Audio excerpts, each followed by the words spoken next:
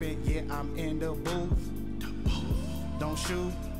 Which I need some proof. Introducing the 2 racks a week challenge. Ronnie Speed. Yeah, Ronnie Speed. Ronnie Speed. When I drive, I make video, and then where you were just showing all your 2500. I said, okay, all right. I said, that's what we did with that. Introducing the 2 racks a week challenge.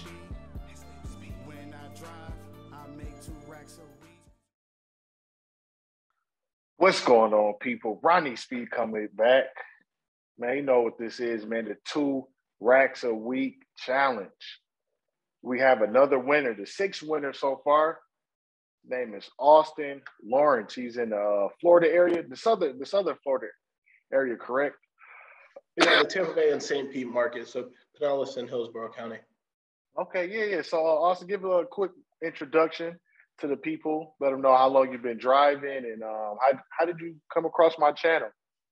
Yeah, my name is Austin Lawrence. I am from, as he said, the Tampa Bay St. Pete market. I've been driving part-time for about 4 years. Previously in the accounting realm when I was working full-time work and doing this part-time work. And due to the demand last year, I actually went full-time 8 months ago.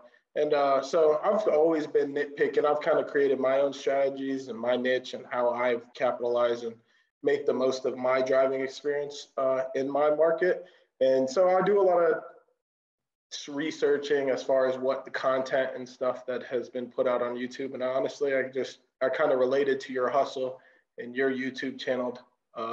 Actually, just over the last week, I've probably watched 10, 15 people create content. It's just substance level stuff. So I was excited to come across yourself and reach out to you. Thanks, man. I appreciate that. So once you started, you was part-time, right?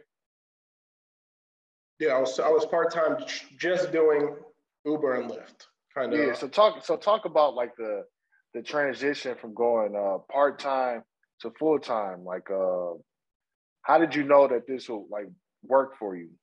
Like, what was the catalyst?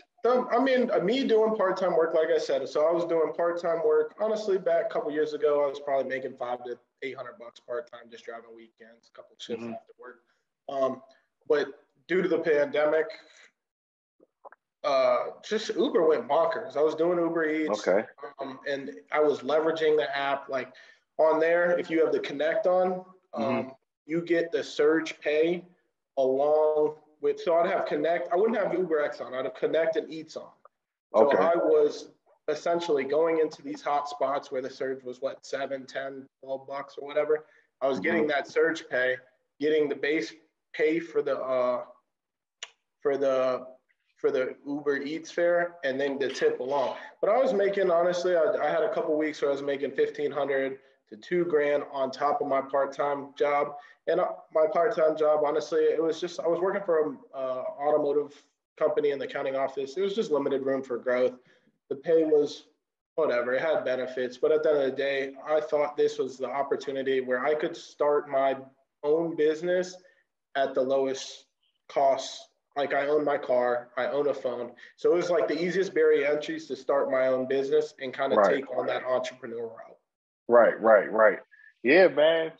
Same here. That's pretty much how I started making more doing this part-time. Like, man, let me switch over and, pursue something else because you can make money here. Yeah, it's funny. And honestly, at the end of the day, it just gives me the opportunity. It gives me the freedom. I tell people I left my 9-to-5, worked 24/7, but I do think it's temporary in the sense that it's really lucrative. So I probably will do it while the money makes sense and while the market's hot.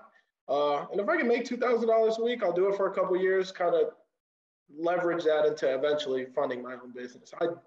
Not that I don't think it's something people can do. I mean, you could do it for 5-10 years, but I think eventually it takes a toll. But right now, the market's lucrative.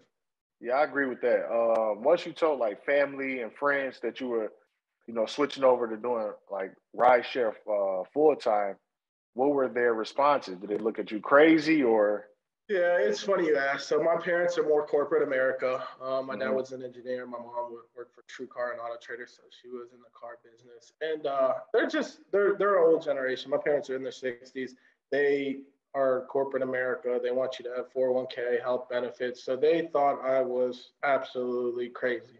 And even to this day, I show them paychecks of me making more money than what my dad made in a week, and he was an engineer. And he still thinks, not that he's against it. He knows that I hustle. He knows my grind. But at the end of the day, he's just so corporate, the old generation.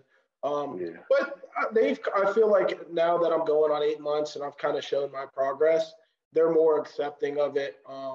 And they've seen the lifestyle change because I went to this accounting office. I wasn't happy. Like, I was there punching in a clock, punching out a clock, like surrounding myself with people that I had nothing in common with, and now kind of creating my own little hustle, my own little business within itself. And so they've came more to accept it. But at first they thought I was crazy. They're like, you're leaving a 9-to-5 job. People would die to have the job you have, and you're just leaving it to go do what anyone could do, drive around a car. And at the end of the day, like, I do value what they say, but at the end of the day, it's your life to live, and you're gonna make the decisions. And I like me over anybody else. Man, same here, man. See, like, we got a lot of like similarities and a lot of like backstories, man. So once you showed your dad that you made like 2,000 a week, I'm pretty sure if you showed him that you made more than him, it was probably over 2,000. Like, how did he take it? Like, was he like in shock, or did he believe it? They were kind of eye-opening, shocked, as that's what the money you could make in this in this industry. But my dad also is, they're very analytical. And honestly, money doesn't impress my dad. I ain't gonna lie, my parents are both self-made millionaires. So like, they know about real work, real hard. So I mean, they're happy for me as far as that standpoint, but they also are like, I have a college degree in accounting and finance. They do want me to go back and get my MBA and kind of climb the corporate ladder, although that's nowhere in my life vision. So not that they're impressed, but they're happy that I'm happy. But at the end of the day, they were surprised as far as what how lucrative these platforms. Okay, so now you've been doing this for a while, and like you said earlier, this isn't your first time, making $2,000. So can you like discuss like the mindset, the disciplines that you have, or for your personal situation, or how do you go about making $2,000 in a week? Like, what's your strategy, your disciplines? And my discipline, I mean, I'm really not that disciplined. I don't wake up that early. I am nocturnal, so I do get it in. But when I get up, man, I get to the bag, I get to the money. Like, I wake up, man, I'm hopping online. Like, I'm 26 now. Honestly, my early 20s, bro. A lot of my friends, they'll waste your time. Yeah. They'll waste, not really waste money. There's experiences built in, but I'm getting to the age that I know what I want in life. I want to travel. I want to. Right. I want my freedom. When I have kids, I'm not working more than 40 hours. So like, luckily, I'm grateful that I'm single. I don't have any really like kids or any commitment that are holding me down. So this is my time right now. So when I see an opportunity that I'm making $2,000 a week, it's hard to get me off like that. That's discipline in itself. Like, you can show nobody else is paying me $2,000 a week. And that's what makes it hard, honestly, with what I've been blessed with. It's going to be hard to go back even with a degree and go back to corporate America, because no one's paying me $1,500, $2,000 a week. And if I am, the workload that I'm doing, it's night and day to how I make my money now. Right. Not only the workload, you still have to go through all the qualifications. Maybe you got to know somebody to get into a situation, go through an interview. Hopefully they like you, then you get hired, there's training. So yeah, you're right. Like, as far as making $1,500, $2,000 in a week, this is like the best way possible. As long as you could qualify and clear the background check. So do you think other people can make $2,000? I do think it depends on your market. Like, depending on where you live, I think that does play a role in your earning potential. I think if you have kids, I think it'll make it difficult. It is a different lifestyle. I think to be making $2,000 a week, you you either gotta, it's not isolation, because I mean, this week I did it in 64 hours. There was some events that kind of helped as long as surging. I don't know about you, but has the trip radar went into effect in your market where you're now able to see where you're going and how much you're going to make prior to accepting? Oh, yeah. Okay, so I was never platinum, diamond on Lyft, Uber. I cherry pick, so there's no way that I've gotten high enough tier where I know where I'm going and what I'm going to make prior to accepting these orders. Okay. So that new feature just came to my market about a week and a half ago, and honestly, I don't need. I used to need, like, when I used to do Uber Eats, I would Uber Eats and DoorDash at the same time, and like if I would take orders going in the same direction. So instead of doing 2, I was doing 3 and 4 to kind of capitalize. But now that they have this, like now they show us what my pay and where I'm going and how far I'm going, I can really leverage Uber that I couldn't do prior to that, because prior to that, I really didn't like doing Uber Peeps or Uber. I call it Uber Peeps, but Uber X. Right. Because I didn't know where I was going, and I can't stand going 5-10 minutes down the road. Right. Pick somebody up and then go 4 minutes down the road, and I'm just wasting 15 minutes when making $3, $4, $5. So that was like a game changer that just came in a week and a half ago. So I think it's made it easier to make $2,000 a week in my market in probably about 60 to 70 hours. Okay. Yeah. And you made an interesting point as far as like sometimes you have to feel like you isolated. It's been times where I definitely, felt and experienced exactly what you meant by that. Because you kind of do have to be isolated in some degree, because like you driving 60, sometimes 70 hours to try to hit that goal, is like that's most of your time. So which brings you to my next question. Why do you think most people don't make it? Don't make what, $2,000? $2,000. $2,000 is a milestone. I mean, most people, they're either not disciplined, they don't like driving enough, or I mean, maybe that's not their goal. Like, at the end of the day, it's subjective to ask what you want Uber or this ride sharing gig to be. And it's all circumstantial to their lifestyle and what they want. So, making $2,000, I don't think is for everyone, but the fact that it's easily obtainable, and my thing, and that's what I tell people is like, hey, like this don't have to be ever. You can make 2,000, do it for 50 weeks, do it for 42 weeks out of the 52 weeks out of the year, like you said. Right. And your life will change. You'll start seeing different, and then it will give you the opportunity, because I know a lot of friends in my age group, like life happens, especially with the pandemic, and raising costs of inflation, like people get dealt the wrong hands, and now it's they're playing catch up. And the older you get, it's harder to get out of this little catch up phase. But I mean, right now, if y'all don't have anything going on, you got this year. This is the year to make some changes. Go out there, hustle 60, 70 hours. You can make $2,000 a week. When you're making $2,000 a week, you're not spending money. So besides gas and maybe maintenance, right. And then you could really save. You could turn around in the same 2023 in March right now. If you decided to take that action today, you could have $40,000, $50,000 saved up from 1 year's of work that most people spend probably a decade accumulating. Right. Dang, so I see that you have a 100K delivery driver shirt. Talk about that real quick. Talk about that. Yeah, so actually, it's my IG brand. I started it up. So I was going to do a 52-week challenge where I would make 100K. And I actually did it. If y'all can go on IG, take a look at it. It's at 100K delivery driver. I ended up doing about 13 weeks, and I stopped it. Not that I stopped the grind. I was still making about $1,200 to $1,800, sometimes $2K a week. But I just wasn't leveraging how I was just posting earnings. I wasn't getting on there. My purpose of building was to build a following and kind of do what I want to do through YouTube. Yeah. I'm probably going to start, I'll give you all a little sneak peek. That Boy Be Driving is going to be my channel. Okay. So y'all can add that when I'm probably about to come out with that in the first couple of weeks. But yeah, I started this brand just to like kind of build awareness to how lucrative the delivery service industry is. And I did 13 weeks, did about 24 grand. 1 week, my car was MIA. So I was actually averaging about 2 grand a week during that time period. But it was a grind. I mean, to do 52 weeks, 100 grand, that's a hard milestone to hit.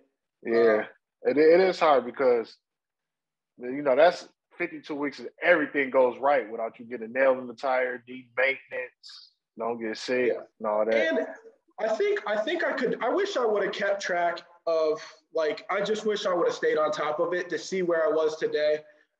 Just because, like, now it's changed. Like, that was also another thing. So I had gotten a fender bender back in October 1st. I was trying to peek around a car or this fat truck that was in front of me.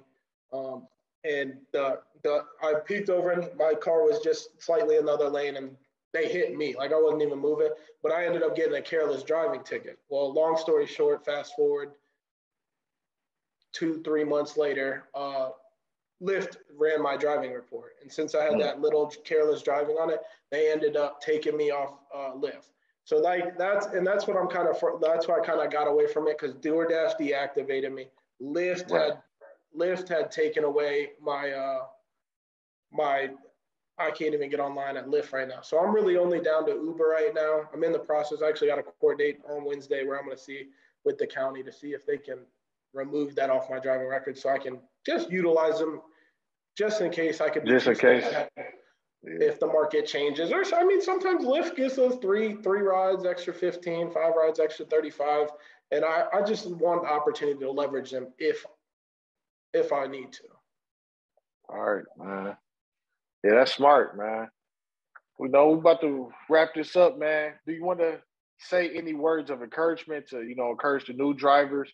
Because I'm pretty sure people look tired of looking at me by now, but you know, now they got like another driver in a different market who's killing it, knowledgeable, good work ethic, and the proper mindset to do this and be successful. So you want to say a couple just words of encouragement for people? Yeah, I appreciate your kind words. Yeah, if you're a new driver out there, man, don't be scared. Just get out there, learn your market, have fun with it, man. It's actually an entertaining, man. You get to know people, learn about your city. Like, it's not all about the money, but I mean, I do think your time is valuable and you should leverage it as much as possible. But make it, at the end of the day, make it a fun experience. Get to know people, get to know the area you live in, and just have fun with the experience.